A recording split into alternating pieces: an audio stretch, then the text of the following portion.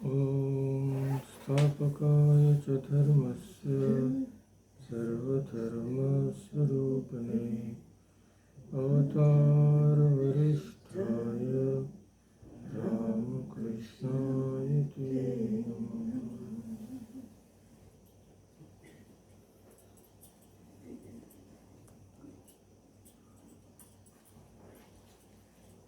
So, you already know what we'll be discussing today.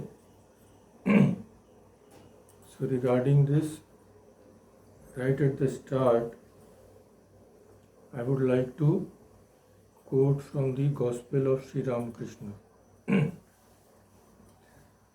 The date is March 11, 1885. Girish Chandra Ghosh, a devotee of the Master, he said, Narendra says, Narendra here means the future Swami Vivekananda. So Girish is telling the Master, he is telling Sri Ramakrishna, Narendra says that God is infinite. We cannot even so much as say that the things or persons we perceive are parts of God. How can infinity have parts? It cannot. So infinity cannot have parts. That's quite logical. That is what Narendra said. So naturally we cannot even say that anything or any person is a part of God. So naturally it follows from this that God can never be contained in a human body. So what we call an incarnation of God is impossible according to Narendra. So what does the Master say in reply? The Master said, however great and infinite God may be, His essence mind you, because the whole of God cannot be manifested anywhere. He is infinite. So Master says, His essence, even though God is infinite, His essence can and does manifest itself through a human being by His mere will. So, essence of God does manifest through a human being. God's incarnation as a human being cannot be explained by analogy. You cannot compare that like something happens, similarly God also incarnates. Because there is nothing else to compare it with. This phenomenon is unique. There is no other infinite that we can compare God with. There cannot be two infinities. So that is why Master says this cannot be explained by analogy. It is a matter of experience. Because there does not exist a second object which can be compared with God. There are no two gods. So comparison is possible only if there is another infinity. So Girish Chandra Ghosh was a believer and he was of the opinion that God incarnates as an avatara. As we say in Sanskrit, of course now this is an accepted word in English also. And the divine force works through him, bringing about human welfare. So Sri Ramakrishna confirms this, that God does manifest himself through a human body. How does he manifest? He incarnates as a human being from time to time in order to teach people devotion and divine love. So Master Mahashaya started thinking when he heard this, is it true that God assumes a human form? Is an avatara a reality? How can the infinite God become a frail human being? Can infinity be finite? So that is beyond our understanding, because we cannot even conceive of infinity. So how can we reason about anything? We cannot. This happens, this is true, this is beyond doubt, and it happens in every age. So, we will discuss today what our scriptures say as regarding the reasons why does God come? Why does God incarnate as a human being? So, we will study this from various aspects and all are very interesting.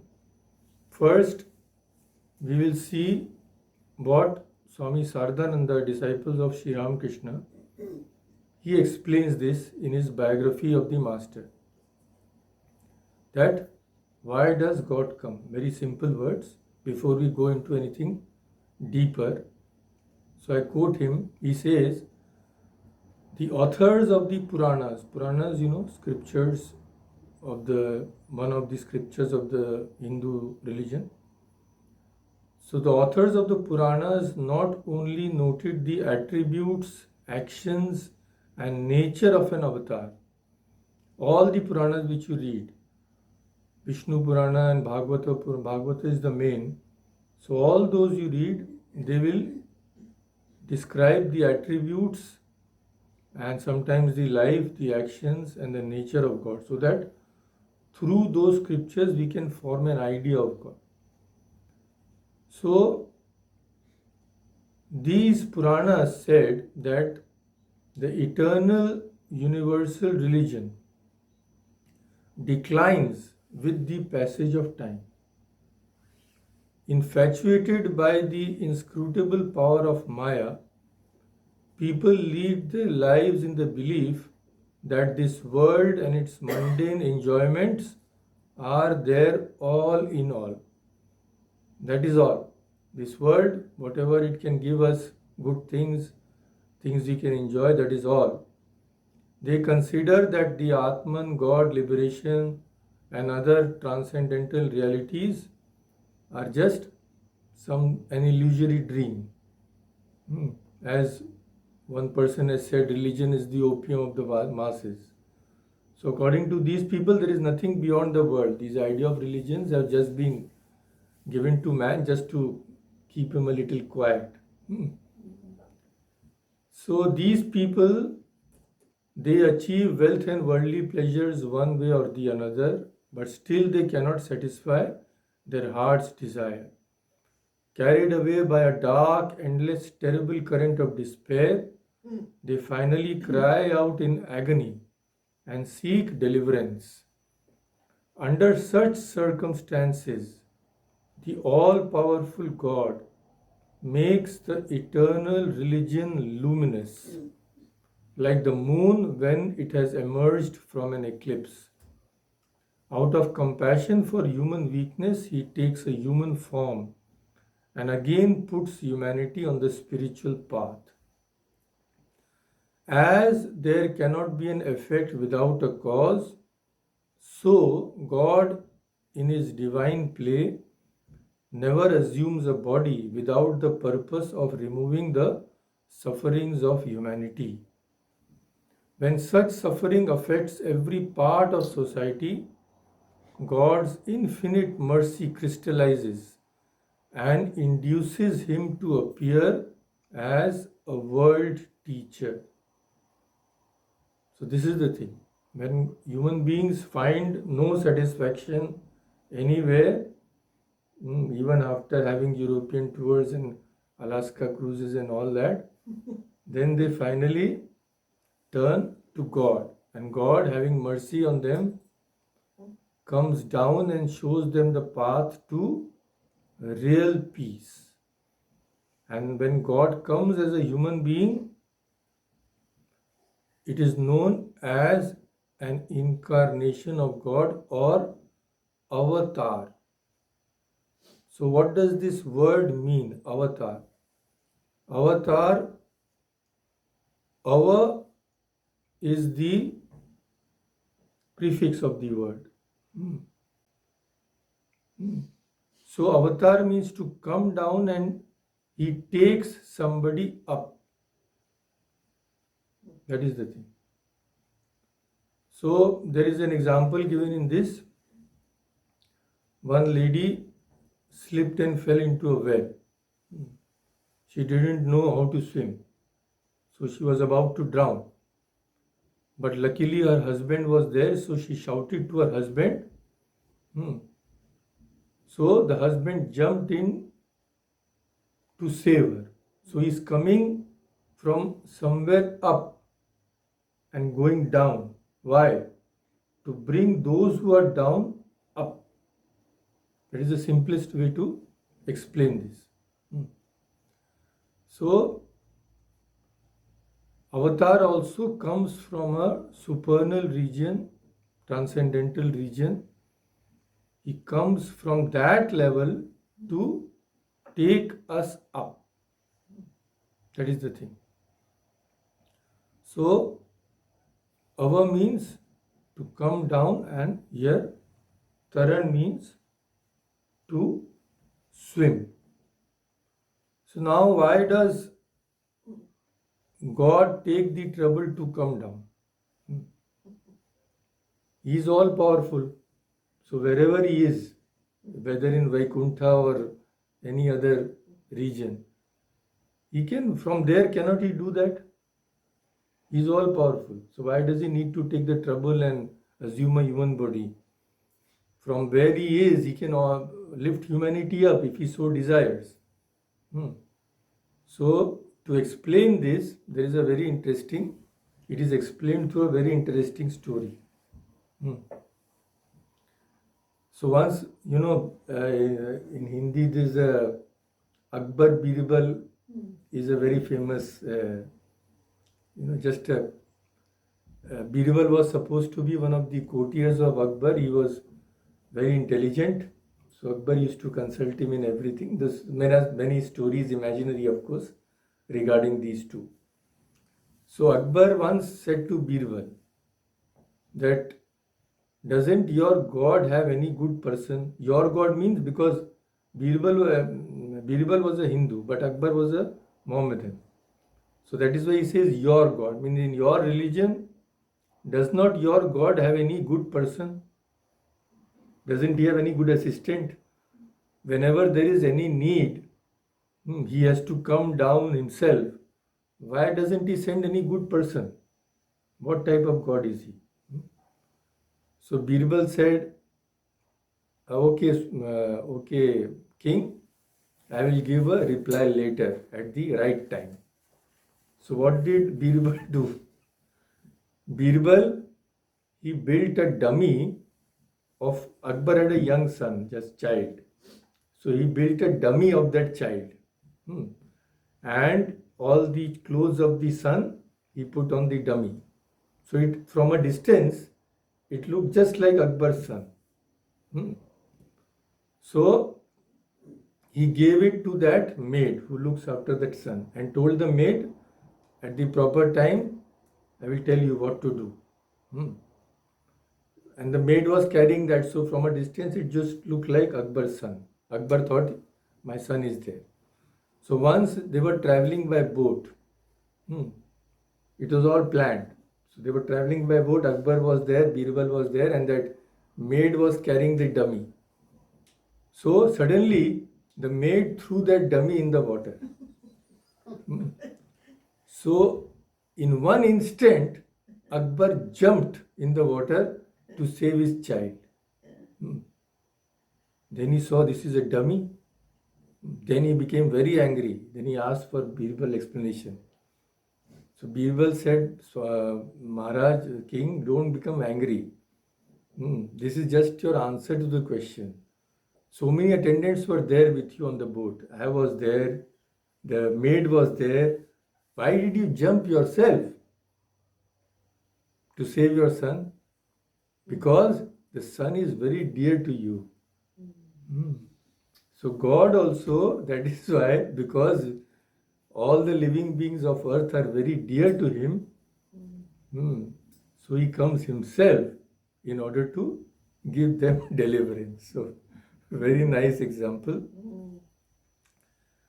So this answer to this question, what we are discussing now, why does God incarnate? Why does he need to incarnate? So as you know, It has been already given in the Bhagavad Gita. So you know that famous slok, Yada yada hi dharmasya ग्लानिर्भवति Bharat अभ्युत्थानमधर्मस्य तदात्मानं सृजाम्यहं परित्राणाय साधूनां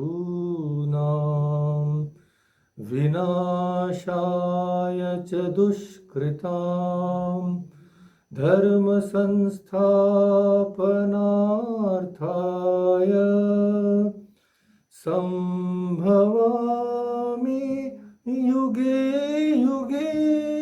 So you know these two verses. So here he gives the answer that yada yada means whenever dharmasya of dharma glanir bhavati, there is a decline of righteousness, of dharma. So all these verses we know they have been commentated, there's a commentary on these verses by many great souls. So as an introduction to this verse, it is asked that evam Satchidananda Ghanasya, that you are Satchidananda. Ghana means you are, as it were, condensed existence, knowledge, bliss. Then they ask the same question, Kada, Kim Artham, means when and why. Deha vid vyavahara.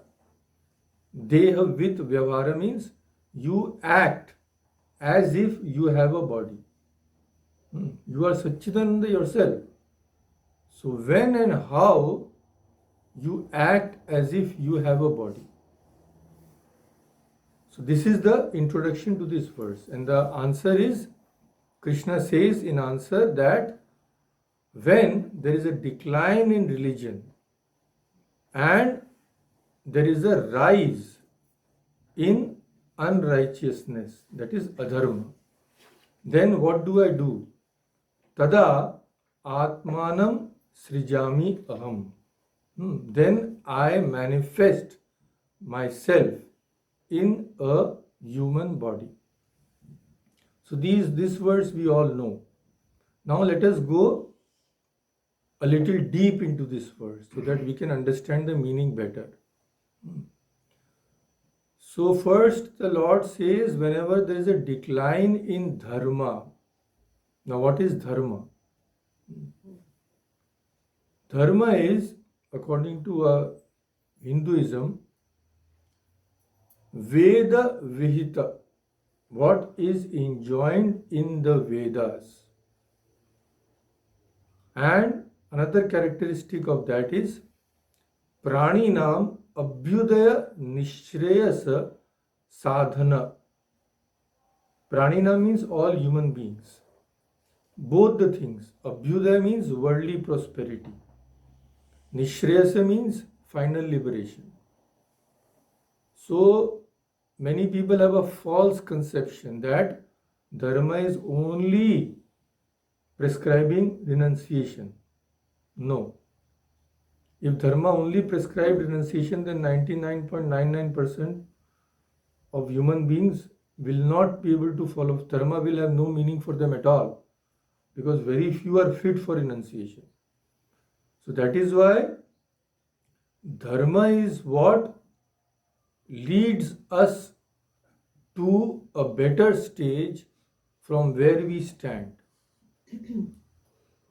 Everyone can find something or the other in our religion which helps them move forward. So first, what are the characteristics of dharma? That is enjoined in the scriptures. Second, it is something which leads to our worldly prosperity as well as liberation, according to our choice. Then, what is the third characteristic? Pravritti nivritti lakshanasya. It is characterized by pravritti, that is the path of desires, and nivritti, the path of renunciation. And what is the fourth characteristic of dharma? Varnashrama tadachara vyangyasya, that which manifests through various stages of life and their respective duties. Various stages of life, varnashrama, what we have. Brahmacharya, Grihastha, Vanaprastha, Sannyasa, etc. So dharma is that which manifests itself through all these stages, through the duties which human beings perform in all these stages of life. This is what is dharma. These four characteristics. What is enjoined in the scriptures, what leads to worldly prosperity as well as liberation, which is characterized by the path of desire as well as path of renunciation, and which manifests as duties in all the stages of life. So when this dharma declines, and when adharma or unrighteousness grows very powerful. Unrighteousness means what? That which is prohibited. What are the characteristics of adharma? First we have seen what are the characteristics of dharma. Now what is the characteristic of adharma, so that we can avoid it? First, Veda Nishiddha. It is not prescribed by the scriptures. No scriptures will tell us you go and lie, you go and cheat, you cause harm to anybody else. Then Nana Vidha Dukkha Sadhanasya. Dukkha means misery, sorrow. Nana Vidha, all kinds of misery. What does it do? It is a sadhana, means it is the cause. So adharma, if we follow, we can expect all kinds of miseries, because adharma is the cause of those miseries. That is why it is called dharma virodhi, means it is just opposite to dharma. So when this happens, when dharma goes down and adharma becomes powerful in the course of time, then aham deham tad atmanam deham srijami. That is, then I manifest myself through a body. So through my maya, I make that body which is verily ever present appear as though created. That is the thing. So what happens? Now the question will come, what happens? Does God's nature change when He comes as a human being? We see that He is thirsty, He is hungry. Sometimes He also is becoming angry. So then does God change His nature? Does He become like a human being? God says no. Without forsaking any of my special powers. What are those special powers? Ajatva, birthlessness. Aja means that which is never born. Ajatva, avyayatva. Avyayatva means imperishability. Then Sarveshwaratva. Sarveshwaratva means supreme rulership. Sarva Ishvara. Sarveshwara. Ishvara means when He rules. So these are God's properties. He has special powers, that He is never born. He is the ruler of all. He is birthless, deathless. So God says, without forsaking any of these special powers, I take the form of my choice. I am free. I am not bound by anything. So just out of mercy, I come, I take a form of my choice, and though I am never born, it seems that I am born. So what do? Swam prakritim adhisthaya atma mayaya sambhavami. So here he describes how he takes birth. Swam Prakriti means my own Prakriti, which is not separate from me. Prakritim here means my nature. Here Prakriti does not mean the Sankhya Prakriti, mind you. Because in Sankhya, Prakriti and Purusha are different. So here Prakriti means my own nature, Swabhava. Swabhava. Bhava means nature. Swam eva swabhavam. Swabhava means my own nature. So this Prakriti, through this Prakriti, I incarnate by my own will. This is another difference between God's incarnation and human beings' incarnation. We don't incarnate by our own will. We are forced. We don't have a choice. But God is not forced by anything. He does not have any bondage. That is the purport, that his birth is unlike that of ordinary human beings. Ordinary human beings are born because of their own effects of their own karma. So this is how he incarnates. And this rise of adharma, it is not that it will happen once and then it will cease. Unfortunately, it is not like that. It is like some kind of wave. Comes and goes, comes and goes. In the world, nothing is constant. Neither is the rise of dharma constant nor the rise of adharma constant. Sometimes dharma gains the upper hand, sometimes adharma. So this rise of adharma has happened not once but many times. And it will keep on happening. That is why God has to descend and repeat what he has taught in his earlier incarnations in a different form. That is why Sri Ramakrishna mentions Sanatana Dharma. Sanatana means that which is eternal. Eternal means God teaches the same principles. Those principles have no change. Soul, Atman, liberation, they cannot change. Their nature cannot change. So what is the speciality? Speciality is that he teaches in every incarnation, his teachings correspond to the special need of the age. Same thing he presents in another form so that people of a different age can understand it better. So the same teachings are adapted to suit changed social circumstances. But the essential truths cannot change because those are eternal. So even as God is eternal, the paths to reach him are also eternal. But they are infinite in their variety. Innumerable paths. One can approach God through any path. So when God incarnates, he makes these truths and paths compatible with the requirements of that particular age. Otherwise, his coming of would be of no use at all. Thus, his instructions have two aspects. First, he revitalizes and rejuvenates the eternal truths.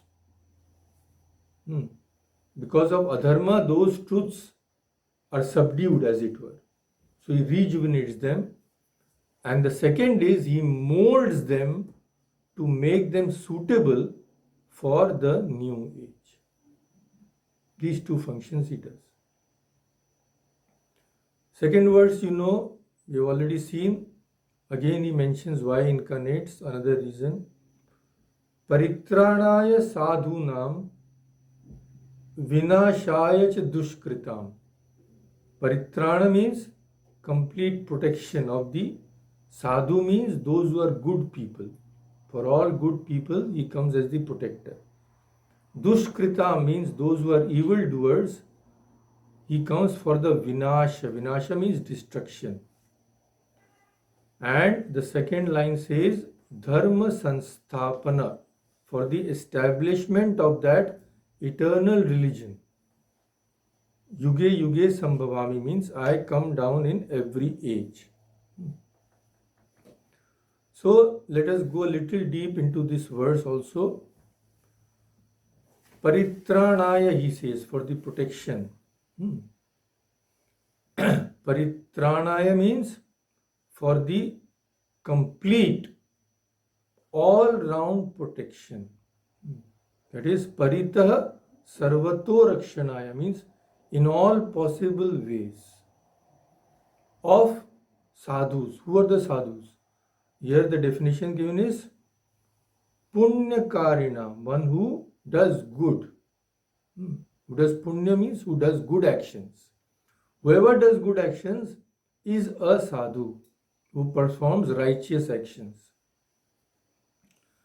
So, any person who does meritorious deeds is supposed to be a sadhu. That is why one definition of sadhu given is parkaryam sadnoti iti sadhu. Parkarya means for others. Everyone lives for oneself. That ordinary man, all of us, we are prone to selfish actions. But the sadhu is who lives more for the sake of others. And another very good definition of a sadhu is given by Ramanuja. He takes it to a very high stage, that what is the highest manifestation when we start doing good and we start doing unselfish actions, where does it lead? Finally, it leads to the realization of God. But before that, what Sri Ramakrishna describes as great yearning for God arises before we can actually attain Him. So Ramanuja describes it in this sense, that mad darshanat rite. Rite means without my darshana, swatma dharana poshan adi sukham alabhamana. Swatma dharana means even sustaining one's body, even living, mat darshanat rite, without seeing me, without having a vision, my vision, they find no joy even in sustaining their bodies. There is nothing in life for them except having God vision. They forget everything, even sustenance of their body. Sri Ramakrishna said that when he used to meditate, his hair had become like that what we call jata. Absolutely, he was completely oblivious of the body. And many days he would go without any food. If there was a danger of giving up his body, only when he was in a very high stage, one person came to Dakshineshwar. At that time, he would force food in Sri Ramakrishna's mouth, and therefore the body was sustained. So these people, so this is a very definition from a very high level, that they have nothing in their life, they have no other aim except realizing God. So such are the sadhus, and God incarnates to protect them. This is what the Gita says. But there are various other things also, various interesting what we will see. According to the devotees, this is not enough. They say no, there is another reason. What is the another reason? Mat swarupa cheshtita avalokana alap adi danena. So devotees say, why does God come? Devotees are not interested in the attributeless Brahman without any form, without any rupa, without any attributes at all. So they say that what will you do with that Brahman? No form, nothing which we can really benefit from. So they say that God comes down because so that we devotees can behold his form, mat swarupa, cheshtita, converse with God, and alapadi. Alap means conversation. Cheshtita means my acts. So mat swarupa, so that devotees can behold his form. Cheshtita means they can see God act. And alapa, they can actually talk to God. How can you talk to any attributeless Brahman? Who will talk to you? There is nothing, there is no form at all there. So this is a very interesting definition which we will go into a little detail later. So, paritranaya sadhunam vinashaya cha dushkritam. And dharma sanstapana. These three have been mentioned. What is the cause of this rise of adharma? Gita, Shri Krishna says that whenever dharma goes down, that is declines, and adharma rises, what is the cause? We have to know the cause so that we can do in our own life. What is true for the society is also true for the individual, because it is the individuals who make up the society. So when adharma is rising in the society, this means what? Adharma is also rising in the life of individuals. So when we know the cause of adharma, cause of rise of adharma, we can at least see that this does not happen in our lives. That is why it is mentioned. So if you study the Gita introduction, Shankaracharya's introduction, it is a very interesting introduction. Just one portion I will quote. So here he describes what is the rise of adharma due to. So he says, dirghena kalena, in course of time, what happens? Anushtatrinam means the persons who are on the path of dharma, who are following dharma. What happens? Kamodbhavat. Kama arises, desires arise. Here desire means desire for worldly things. What happens after that? What is the next step? Hiyamana viveka vijnana. When desires arise, it automatically leads to two things. What? Our viveka, our discrimination, and vijnana, our knowledge, they are subdued by those desires. So when these are subdued, automatically adharma becomes more powerful. Because what stops us from doing adharma? First is discrimination. If I lie, I will suffer. If I steal, that karma will come back to me. These are discrimination, and I will never get anything worthwhile. So naturally, when discrimination is either subdued or it is completely wiped out, then the door to adharma is open. So what happens when these desires take inordinate forms? Then our discrimination and also vijnana. Vijnana means also a kind of discriminative knowledge. These are subdued by those desires, and then adharma finds a free entry into our hearts and then into the society. So in one word, attraction for those things which are ephemeral, that pass away, is the source of all kinds of adharma. When that attraction may be there, but when it becomes out of limits, then they become a real serious problem in our lives. So this is the cause of adharma. And paritranaya sadhuna means for the protection of the good, for the protection of the virtuous. Why should they be protected? Because the very stability of society depends upon them. The virtuous have to be protected. Who are upholding our society? The virtuous, the good people. The virtuous have to be protected for the maintenance of the society, because it is from the virtuous human being that we can learn the true value of human life and the true goal also. So, God has to come down for these two things. Otherwise, slowly, with the course of time, when the desires keep on increasing, the society will be destroyed by that rise of adharma. So God has to come to protect the virtuous, protect him in the worldly sense also, and the biggest form of protection which can be given is helping in liberation. When you are liberated, all the problems are solved.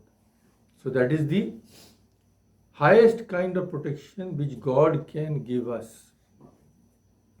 Now, naturally, it stands to reason that the formless, attributeless Brahman,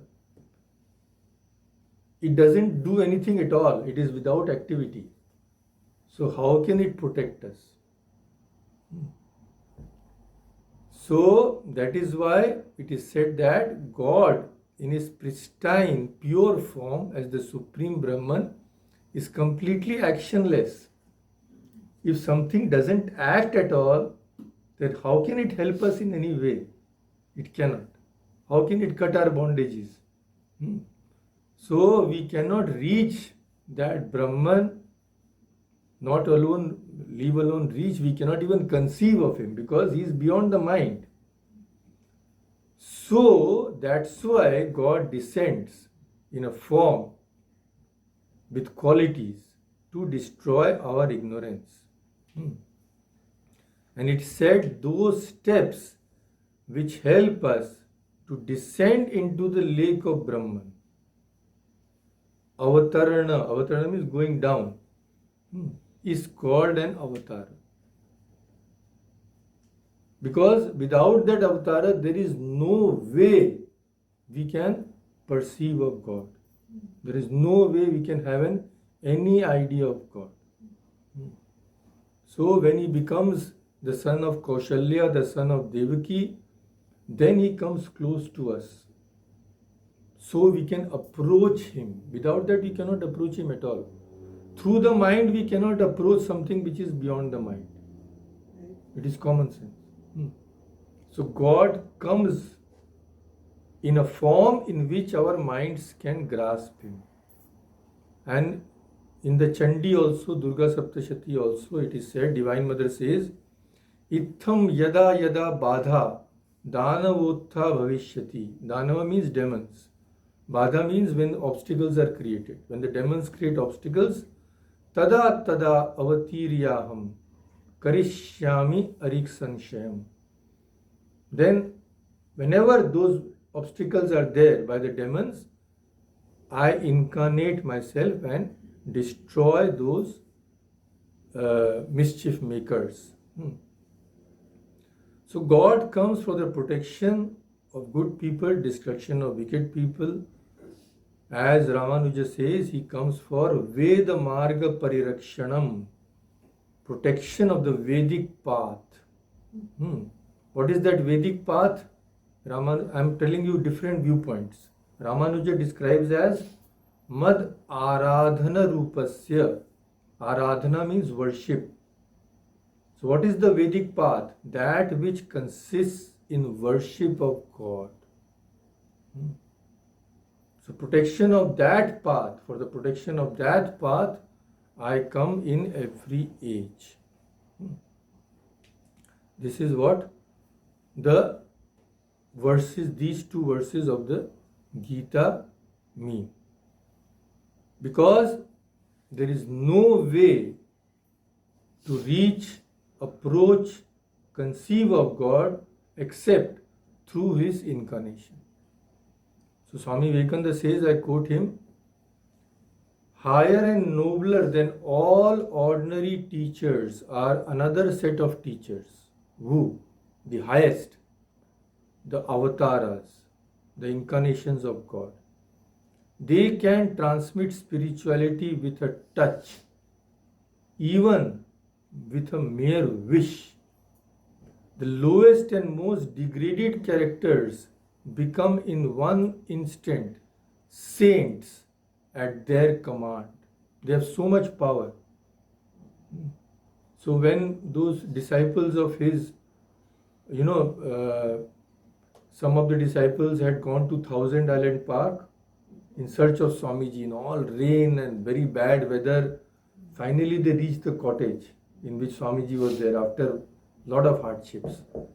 So when they went, Swami Vivekananda himself opened the door. So what they told Swamiji was, we have come in the same spirit to you as we would have gone to Christ had he been on earth. Swami Vivekananda was very touched. He said, I wish I had the power of Christ so that I could liberate you here and now. Something like that, he said. So this is the power which these people have, these incarnations of God, as Swami Vivekananda himself said. Then he says, they are the teachers of all teachers, the highest manifestations of God through man. God is manifested in every living being because consciousness is manifested and God is consciousness. So we live, move, have our being in God. But the degree of manifestation differs. So the highest manifestation is reached when God himself assumes a body. So Swami Vivekananda says we cannot see God except through these incarnations. It is impossible. We cannot help worshipping these incarnations, and indeed they are the only ones whom we are bound to worship. This is the thing. So now, these two verses only, let us go into, it is very interesting to know how these are interpreted by our saints. So, Shri Krishna says, Paritranaya sadhuna. I come for the protection of the virtuous. And I also come for the dharma sanstapana, that is, protection, establishment of dharma. So one primary way in which God protects dharma is helping people attain real spirituality, real spiritual knowledge, by helping people become devotees and jnanis. So when a person becomes a real devotee, means a real spiritually, with spiritual experience, he is blessed, his life is blessed, he has achieved his purpose. That is one thing. But apart from this individual benefit, the world also benefits a lot by his mere presence. The mere presence of saints purifies the world, as it is said. Now suppose a person becomes liberated by God's grace. It is said that a liberated person has no desire. He is free from all desires.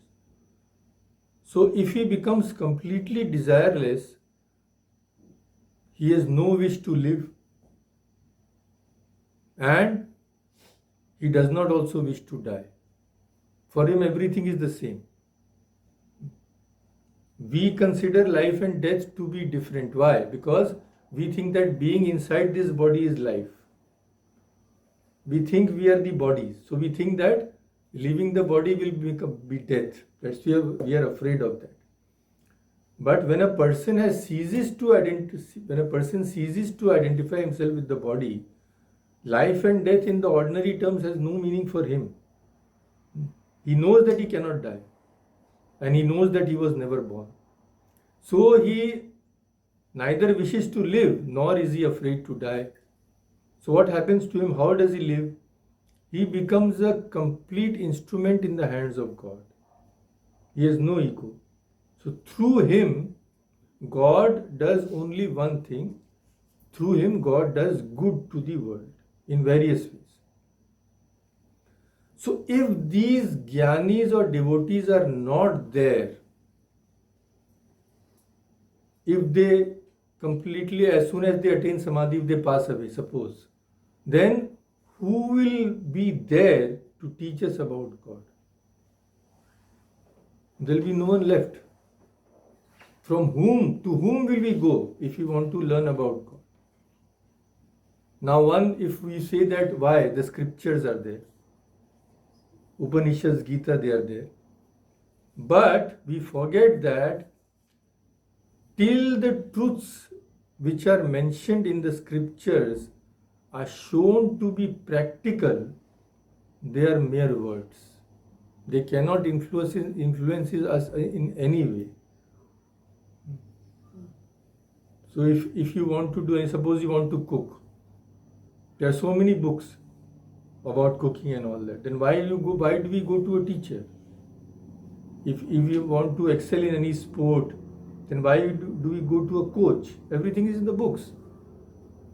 But they are of no use till the truths mentioned in the books are shown to be practical through some living person. They cannot influence us.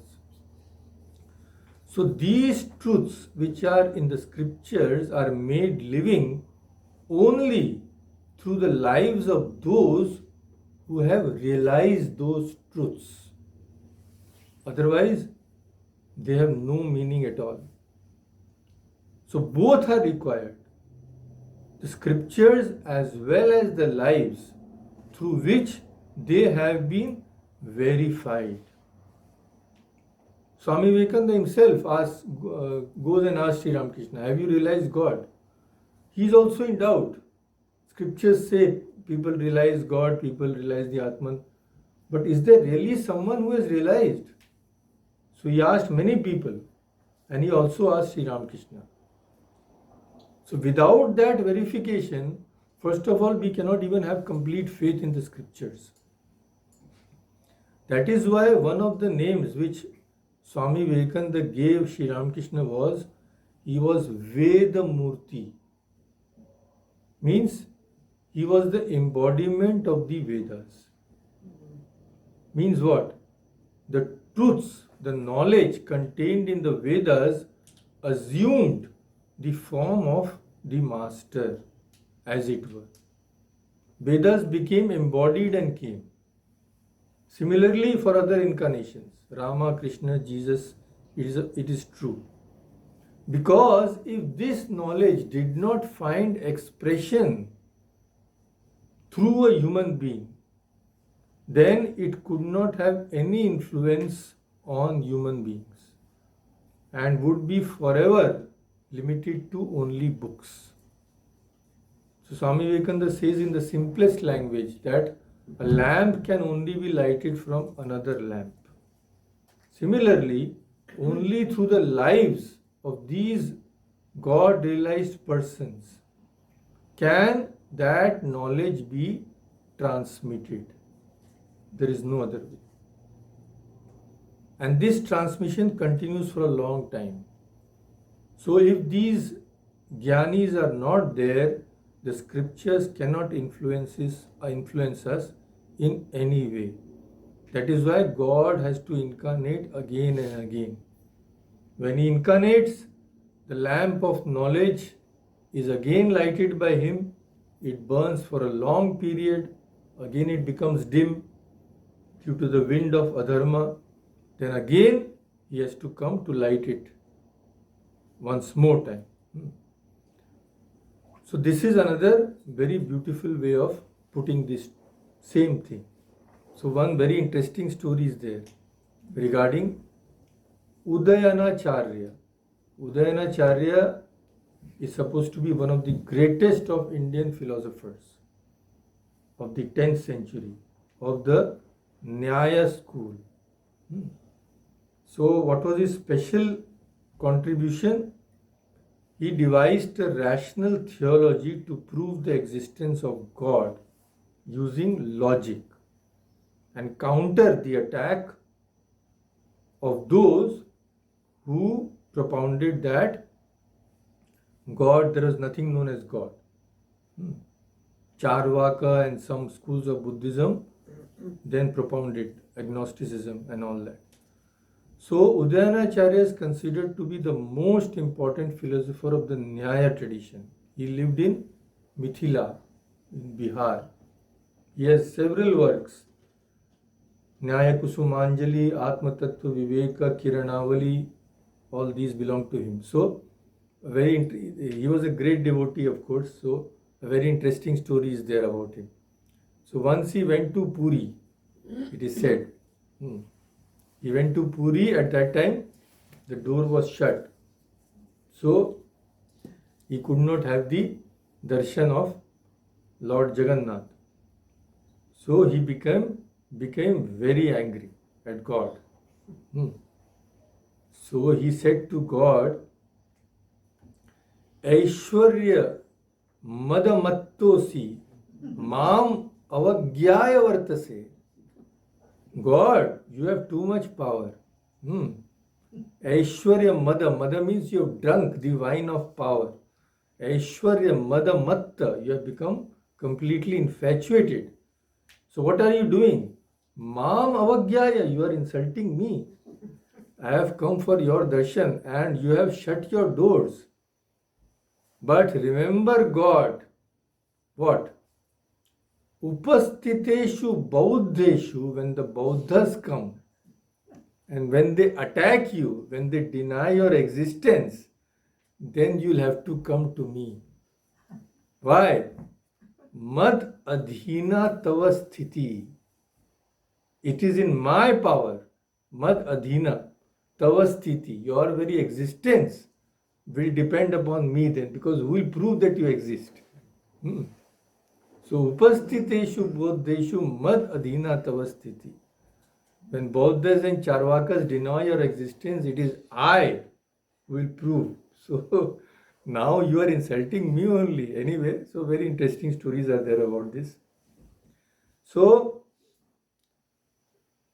to end, we will just have a very go into a little depth of the wonderful interpretation which the devotees give for the reason for God's coming.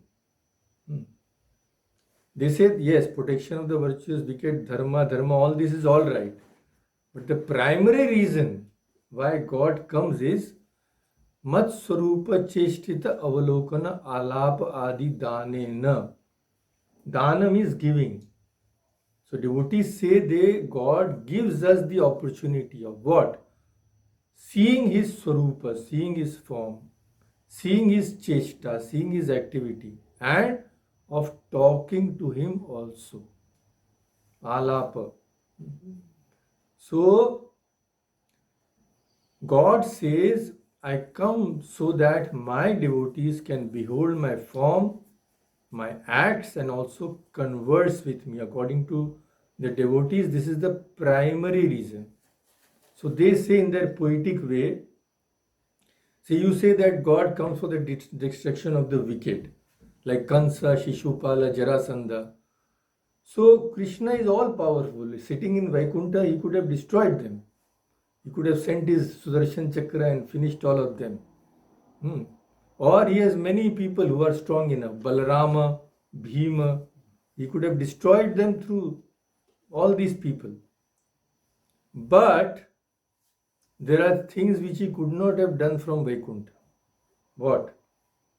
When Yashoda prayed to God, God, I want you to play on my lap. I want to feed you. I want to bathe you. I want to dress you.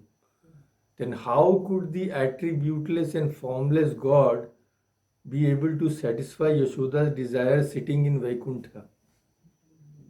Or if Nanda Baba said to God, God, I want you to climb on my shoulders. I will derive great joy if you pull my beard.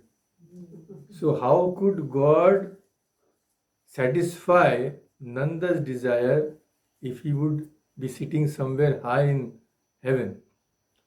So he had to come and play on their lap so that their desire to worship him in the Vatsalya Bhava. Vatsalya Bhava means seeing God as one's child, treating God as one's child, so that their desire could be satisfied. God had no choice. He could not do all those sitting in Vaikuntha. And if he does not satisfy the desire of devotees, then all the names which is given to him, Kalpavriksha, Chintamani, all those names would be worthless. So this is the primary reason, according to the devotees, why God comes. Very beautiful way of putting it. Another wonderful way it has been said, gopis are the very Adarsha. Adarsha means the highest form, you can say, in which this tremendous love for God is manifested. So what is it said about the gopis? It is said that Krishna's desire became solidified and took the form of gopis. Now Krishna's desire means what? How can God have any desire? But devotees say no, God also has a desire. Doesn't God come down to destroy the wicked and preserve dharma? So he has a desire, that's why he comes down. So he has another desire. What desire is that? He has the desire to taste the love of his devotees. How the devotees love him, he wants to taste that love. So Krishna is greedy.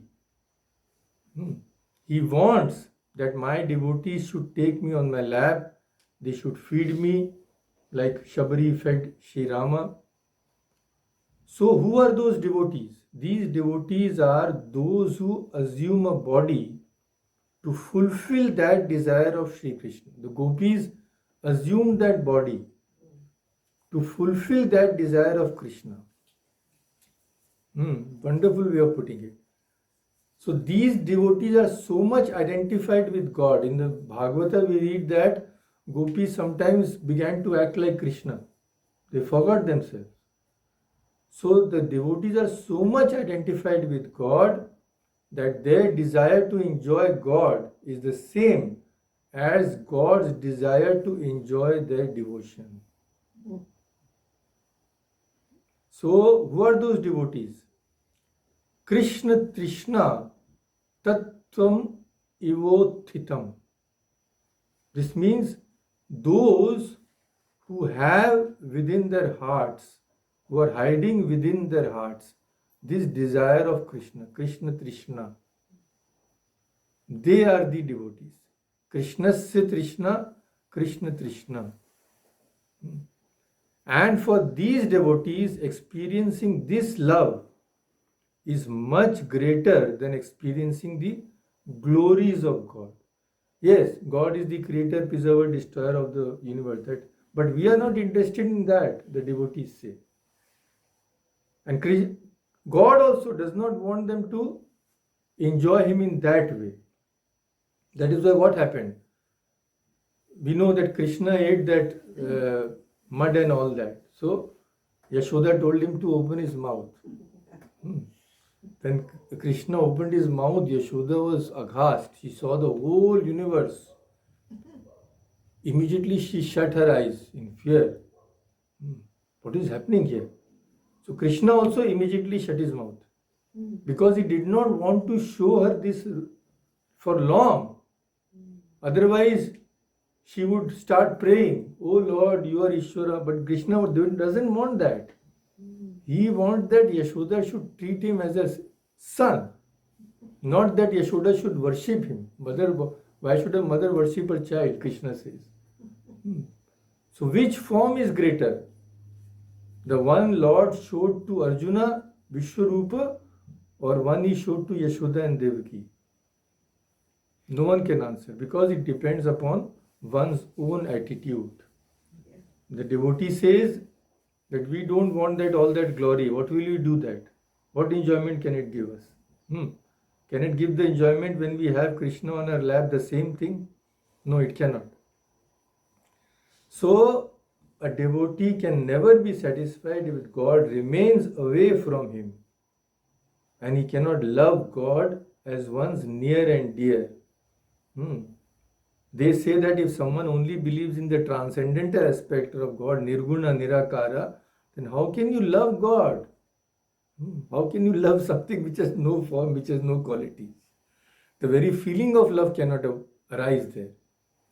So according to them, God comes to fulfill the desires of those who want to love Him. He was born as the son of Devaki, Aditi, Prishni in the Bhagavata, and as Yashoda as Rama.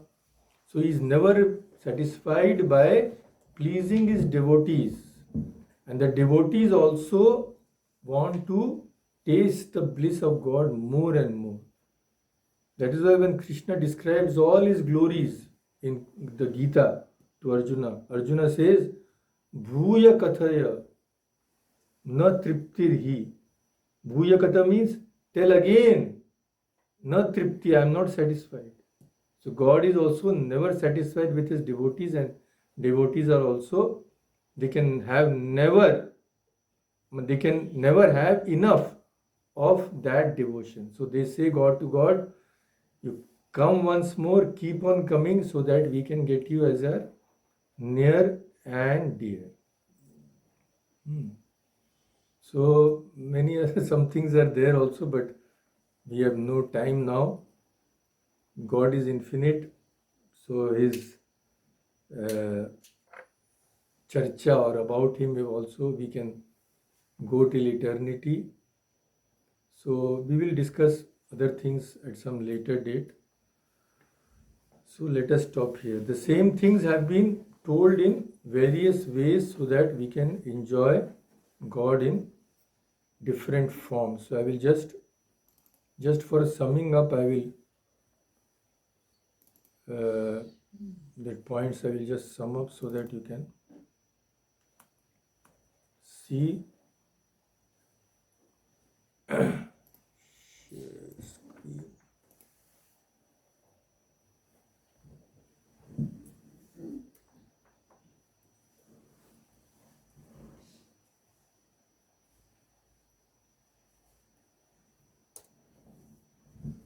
So this is the main verse you can see for the complete protection of the pious and the destruction of the evildoers and the establishment of righteousness. I am born in every age. So everything has been said here in one verse, but it has been deliberated upon, commentated upon in so many wonderful ways.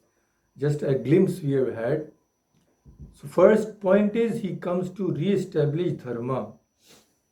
Now dharma can only be protected by protecting the virtuous, protecting the dharmika, because upon them dharma depends. That is the second point. Then in order to fulfill a special need of the age, dharma has to be protected in a special way in every age. Fourth, an incarnation revitalizes and rejuvenates the eternal truths. So, and also molds them to make them suitable to the new age. And fifth point, by helping people achieve liberation, God, through those people, verifies the truths of the scriptures. And last but not the least, he comes so that his devotees can come close to him and enjoy him in so many ways. So even when God goes away from that human body, it is not that we cease to enjoy him. Still, we are discussing the lives of Krishna, Rama, Jesus, Buddha, Ramakrishna, although they have gone. Such is the power. Even after centuries, people can benefit from that, enjoy God's play. So, we have tried to see this from various standpoints. We have to stop now. Om Shanti Shanti Shanti. Hari Om Tat Sat. Shri Ram